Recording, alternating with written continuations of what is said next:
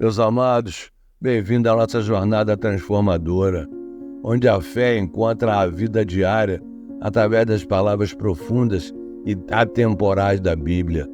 Este ano embarcaremos em uma aventura notável, convidando você a se juntar a nós enquanto exploramos as Escrituras dia após dia, descobrindo a sabedoria, o amor e o poder contidos em suas páginas. Eu te convido para vir nessa jornada comigo. E eu começo hoje, Romanos 11. Pergunto, pois, acaso Deus rejeitou seu povo? De maneira nenhuma. Eu mesmo sou israelita, descendente de Abraão, da tribo de Benjamim. Deus não rejeitou o seu povo, o qual de antemão conheceu. Ou vocês não sabem como Elias clamou a Deus contra Israel, conforme diz a Escritura? Senhor, mataram os teus profetas e derrubaram os teus altares. Sou o único que sobrou e agora estão procurando matar-me. E qual foi a resposta divina? Reservei para mim 7.000 homens que não dobraram os joelhos diante de Baal. Assim, hoje também há um remanescente escolhido pela graça. E se é pela graça, já não é mais pelas obras. Se fosse, a graça já não seria graça. Que dizer então? Israel não conseguiu aquilo que tanto buscava, mas os eleitos o obtiveram. Os demais foram endurecidos, como está escrito. Deus lhe deu um espírito de atordoamento, olhos para não ver e ouvidos para não ouvir, até o dia de hoje. E Davi diz que a mesa deles se transforme em laço e armadilha, pedra de tropeço e retribuição para eles. Escureceram-se os seus olhos, para que não consigam ver, e suas costas fiquem curvadas para sempre. Novamente pergunto, acaso tropeçaram para que ficassem caídos? De maneira nenhuma. Ao contrário, por causa da transgressão deles, veio salvação para os gentios, para provocar ciúme em Israel. Mas se a transgressão deles significa riqueza para o mundo, e o seu fracasso, riqueza para os gentios, quanto mais significará a sua plenitude. Estou falando a vocês, gentios, visto que sou apóstolo para os gentios, exalto o meu ministério na esperança de que, de alguma forma, possa provocar ciúme em meu próprio povo e salvar alguns deles. Pois se a rejeição deles é a reconciliação do mundo, o que será a sua aceitação, senão vida dentre os mortos? Se é santa parte da massa, que é oferecida como primeiros frutos, toda a massa também o é. Se a raiz é santa, os ramos também o serão. Se alguns ramos foram cortados, e você, sendo oliveira brava, foi enxertado entre os outros, e agora participa da seiva, que vem da raiz da oliveira, não se glorie contra esses ramos. Se o fizer, saiba que não é você quem sustenta a raiz, mas a raiz a você. Então você dirá, os ramos foram cortados para que eu fosse enxertado. Está certo.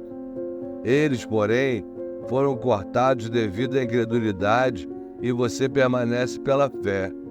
Não se orgulhe, mas tema. Pois se Deus não poupou aos ramos naturais, também não poupará você.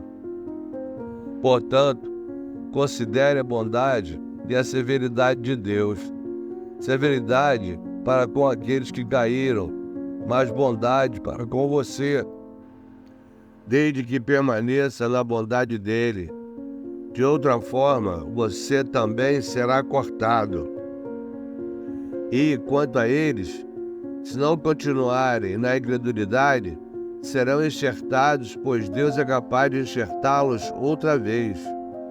Afinal de contas, se você foi cortado de uma oliveira brava por natureza e, de maneira antinatural, foi enxertado numa oliveira cultivada, quanto mais serão enxertados os ramos naturais em sua própria oliveira. Irmãos, não quero que ignorem esse mistério para que não se tornem presunçosos. Israel experimentou um endurecimento, em parte, até que chegasse à plenitude dos gentios. E assim, todo Israel será salvo, como está escrito: virá de Sião um Redentor que desviará de Jacó a impiedade. E esta é a minha aliança com eles quando eu remover os seus pecados.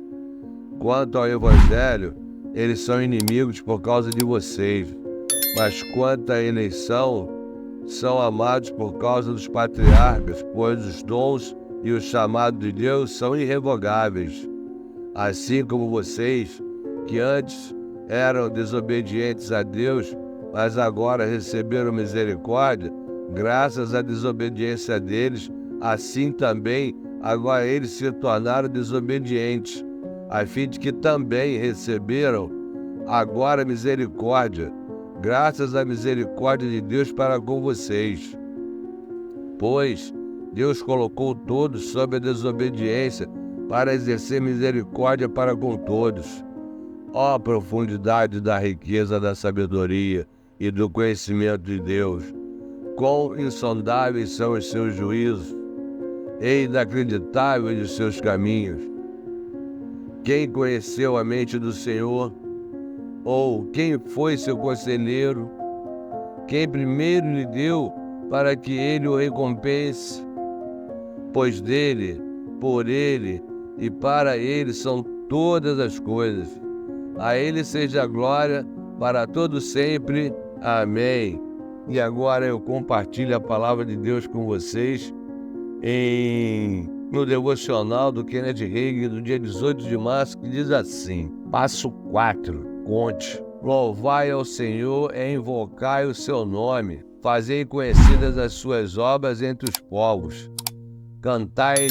Cantai-lhe salmos. Falai de todas as suas maravilhas. Salmo 105, 1, 2. Passo 4. Conte. Então a mulher, que sabia o que lhe tinha acontecido, temendo e tremendo, aproximou-se e prostou-se diante dele e disse-lhe a toda a verdade. Não somente Jesus ouviu a mulher relatar a verdade, mas também a multidão inteira a ouviu. Jesus me disse no tocante a esse passo: conte-o a fim de que outros possam crer e receber. Há uma diferença entre esse passo e o primeiro passo. O primeiro passo é declarar. O quarto é contar. A mulher declarou aquilo em que acreditava. Então, depois de ter recebido, ela contou o que lhe acontecera. Então, 1. Declare. 2. Realize. 3. Receba. 4. Conte.